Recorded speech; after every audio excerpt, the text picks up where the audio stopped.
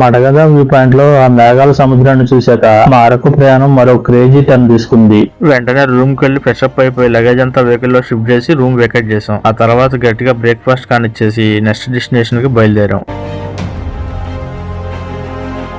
మడగద view point అందాలు ఎవరైనా miss అయ్యి ఉంటే కింద డిస్క్రిప్షన్ లో పార్ట్ 1 లింక్ ఇస్తాను, క్లిక్ చేసి చూసేయండి.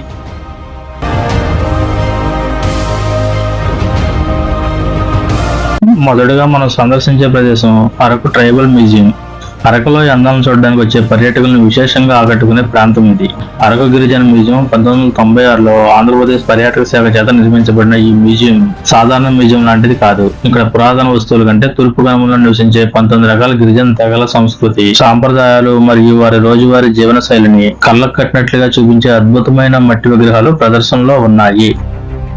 మనం ఈ మ్యూజియం ప్రాంగణంలో అడుగు పెట్టగానే ఒకవైపు సాహసోపేతమైన జిప్ లైన్, మరోవైపు ఆహ్లాదాన్ని పెంచే బోటింగ్ పాయింట్ మనకు కనిపిస్తాయి. అయితే వీటికి సంబంధించిన ప్రవేశ టికెట్లను మాత్రం మనం విడివిడిగా తీసుకోవాల్సి ఉంటుంది.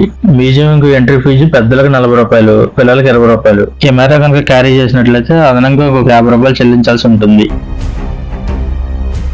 ఇక్కడ ఏర్పాటు చేసిన శిల్పాలు ఎంత సహజంగా ఉన్నాయంటే నాటి ఆదివాసుల పంచాయతీ విధానము, వారి న్యాయ వ్యవస్థ మరియు వారి తీర్పులు చెప్పే తీరు మన కళ్ళకు కట్టినట్లుగా కనిపిస్తుంది. ఈ శిల్పాల్లో వారు వేటాడే విధానము, వాళ్ళు అవలంబించిన పద్ధతులు, వారి జీవన విధానాన్ని చూడవచ్చు. ఈ మ్యూజియాన్ని 2 ఫ్లోర్లుగా డివైడ్ చేశారు. ఈ గ్రౌండ్ ఫ్లోర్ లో ఉన్న శిల్పాలన్నీ ఆదివాసుల జీవన విధానాన్ని తెలియజేస్తాయి.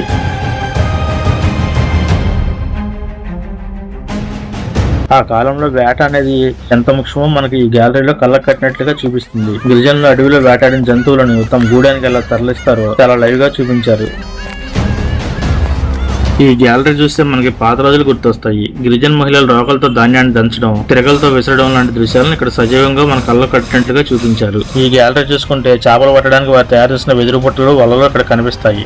ఈ గ్యాలరీ చూసుకుంటే ఆ రోజుల్లో వంట కోసం వారు వాడిన విభిన్నమైన మట్టి పాత్రలు, నీటిని నిల్వ చేసిన కుండలు మరియు రకరకాల వంట సామాన్లను ఇక్కడ సజీవంగా అమర్చారు. ఈ గ్యాలరీ చూస్తుంటే మనకు గిరిజనుల అచ్చమైన పూజా విధానం మనకు కనిపిస్తుంది. ప్రకృతిని దైవంగా భావించేవారు ఉదయాన్నే సూర్యుడికి నమస్కారం చేస్తున్న విజువల్స్ నిజంగా కళ్ళకు కట్టినట్లుగా ఉన్నాయి. ఈ గ్యాలరీలో గిరిజన బాలుడు తలకు ఆయిల్ రాస్తున్న ఆ బొమ్మ అయితే ఎంత సజీవంగా ఉందంటే వాళ్ళ పల్లెటూరు మమకారాలు మన కళ్ళకు కట్టినట్లుగా అనిపిస్తుంది. పెంపుడు జంతువులను కట్టివేయడానికి వాడే వస్తువులు, ఎలుకలను పట్టే ఎర్రలను కూడా ఇందులో చూడవచ్చు.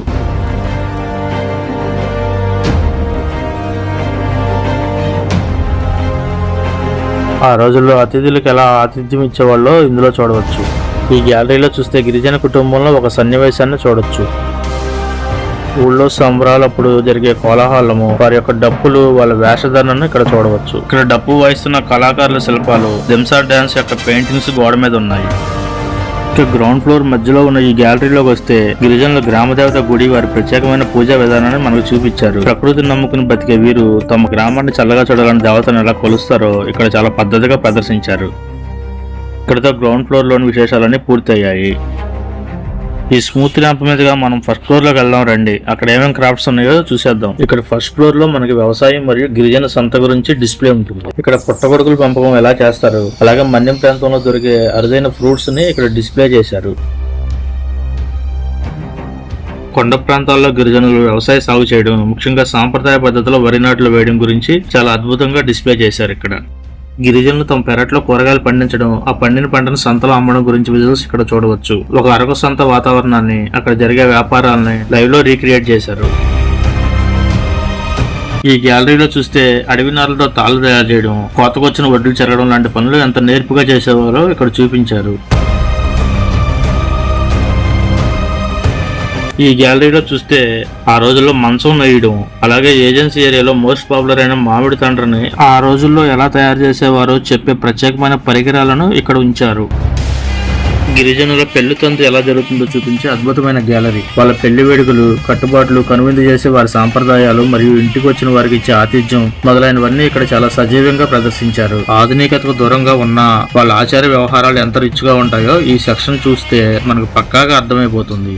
మ్యూజియం మొత్తం చూసేసరికి మధ్యాహ్నం 1 గంట అయిపోయింది. గట్టిగా ఆకలేయడంతో లంచ్ చేద్దామని రెస్టారెంట్ కి వెళ్ళాం. కానీ అక్కడ చూసే సీన్ రివర్స్ అయిపోయింది. వీకెండ్ అవడం వల్ల క్రౌడ్ విపరీతంగా ఉన్నారు. ఎంతలా అంటే ఫుడ్ దొరకడానికి ఏకంగా 2 గంటల పాటు వెయిట్ చేయాల్సి వచ్చింది. అరకు వచ్చే వాళ్ళు కాస్త ప్లాన్డ్ గా ముందే లంచ్ టైం సెట్ చేసుకోండి, లేదంటే ఇలాగే టైం వేస్ట్ అయిపోతుంది. మ్యూజియం నుండి 7 కిలోమీటర్ల దూరంలో ఉన్న అరకు పైనరీకి రీచ్ అయ్యాం.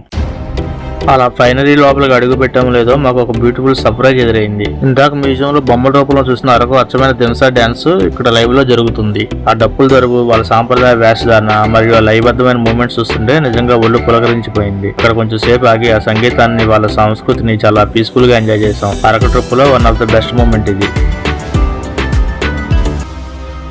దీని టైమింగ్స్ వచ్చేసి ఉదయం 6 నుండి రాత్రి 7 వరకు ఉంటుంది.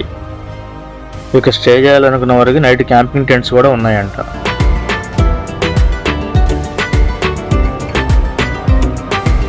ఇక్కడ ఫొటోస్ దిగడానికి చెట్ల మధ్య భాగంలో స్టేజ్ లాగా అరేంజ్ చేశారు. ఈ స్టేజ్ మొత్తానికి పైకి వెళ్ళడానికి వుడ్ తో స్టెప్స్ లాగా తయారు చేశారు. ఇక నాలాంటి ఫోటోగ్రఫీ ప్రేమికులకు ఈ అరకు పైనరీ అనేది ఒక బెస్ట్ స్పాట్. మనం కింద నిలబడి కెమెరాను లో యాంగిల్ లో పెట్టి కింద నుండి పైకి ఫోటోలు గానీ వీడియోలు గానీ తీస్తే ఈ ఎత్తైన చెట్ల బ్యాక్గ్రౌండ్ తో విజువల్స్ పక్కా సినిమాటిక్ స్టైల్లో వస్తాయి. ఇక్కడికి వస్తే మాత్రం ఈ యాంగిల్ లో ఒకసారి క్రేజీగా రీల్స్ చేయడం గానీ ఫోటో షూట్ చేయడం గానీ అసలు మిస్ అవ్వద్దు.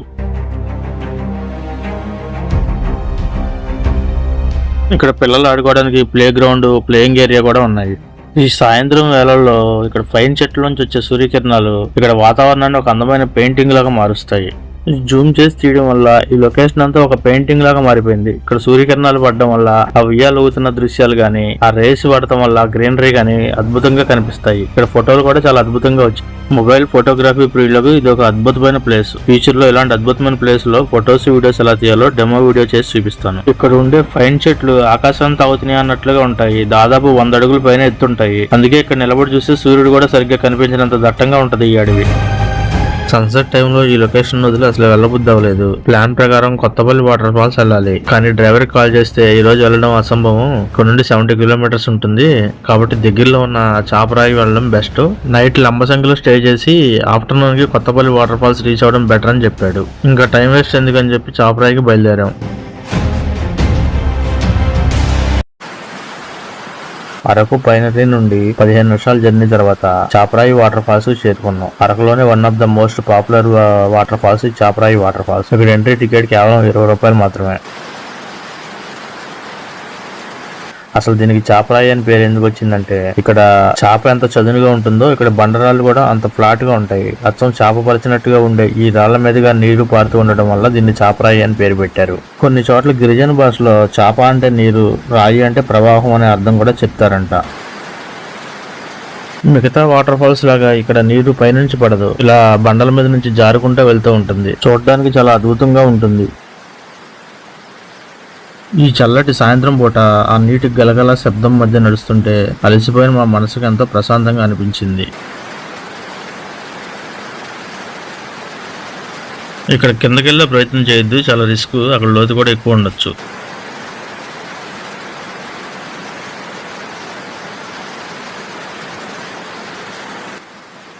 ఇక్కడ బండరాళ్ళ మీద వాటర్ స్లైడింగ్ చేయడం చాలా ఫన్నీగా ఉంది. అది చూసి చాలా బాగా ఎంజాయ్ చేసాం.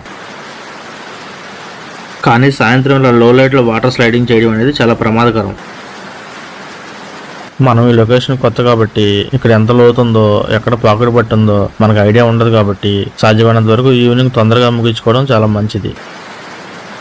ఇక్కడ సమ్మర్లో వస్తే ఆ చల్లని గాలికి, ఆహ్లాదకరమైన వాతావరణానికి ఫుల్గా ఎంజాయ్ చేస్తాం. చీకటి పడుతుండగా మళ్ళీ సాయంత్రం లంబసంగి వెళ్ళాలి కాబట్టి ఘాట్ రోడ్ లో ప్రయాణం అంత శ్రేయస్కరం కాదు కాబట్టి రిటర్న్ అవుదామని స్టార్ట్ అయ్యాము. చీకట్లో ఇలాంటి లొకేషన్లు నడిచేటప్పుడు కొంచెం జాగ్రత్తగా ఉండాలి. ఇక్కడ కూడా దింసా డాన్స్ చేస్తున్నారు. రిటర్న్ వెళ్తున్న వారందరూ అది చూసి ఎంజాయ్ చేస్తున్నారు. అరకు పార్ట్ 2 ఇక్కడతో ముగిసింది. నెక్స్ట్ వీడియోలో అసలు వనజంగితో పోలిస్తే లంబసంగి బెటరా కాదా, వ్యూ పాయింట్ కి ఎలా చేరుకోవాలనేది క్లియర్ గా చూపించబోతున్నాను. తర్వాత కొత్తపల్లి వాటర్ ఫాల్స్ ఎలా సందర్శించాలి, ఈ వాటర్ ఫాల్స్ లో మేము దిగిన సిల్కీ వాటర్ షాట్స్ అయితే మైండ్ బ్లోయింగ్. ఆ crazy Lambasingi and Kothapalli water falls video అసలు మిస్ అవ్వకూడదంటే ఇప్పుడే మన ఛానల్ ని సబ్స్క్రైబ్ చేసుకోండి. ఈ వీడియో మీకు నచ్చినట్లయితే లైక్ చేయండి, మీ ఫ్రెండ్స్ అందరికీ షేర్ చేయండి.